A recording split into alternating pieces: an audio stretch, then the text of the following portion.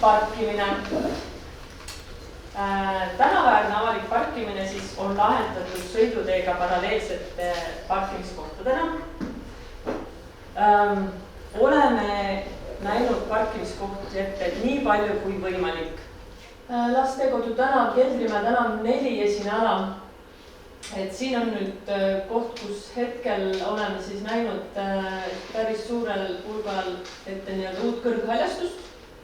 Siin siis samas oleme suutnud siia päris suure arvu parkimiskohti tagada.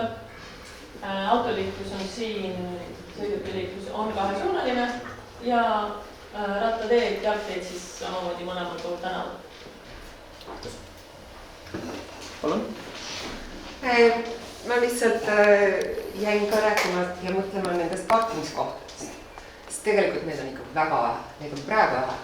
Ja selle kava järgi jääb neid veel palju vähemaks.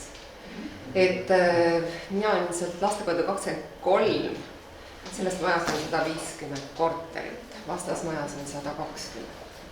2 maja peale 250. Parkimiskohti 9 tuleb uue kava järgi. Kus ülejäänud panevad autod? Ma võin kommenteerida.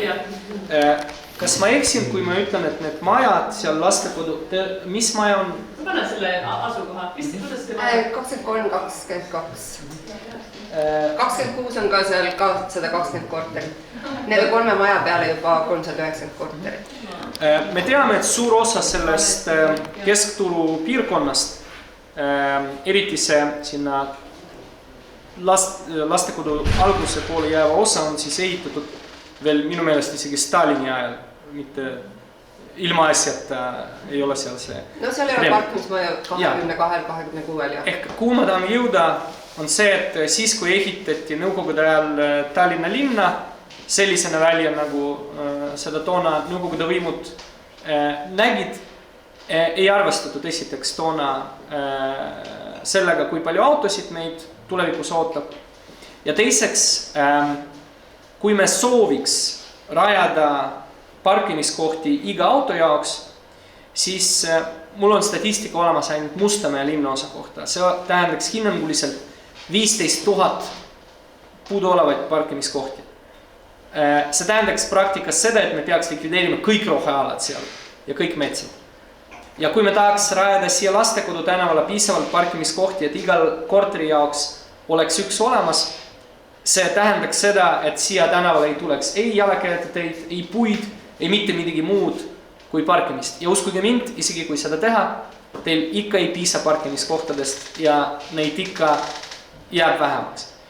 Point on selles, et ainuke võimalus sellest sõlmest välja pääseda on luua sellist ruumi, kus mõni teie naabritest otsustab, et võib-olla ta autot ei vajagi.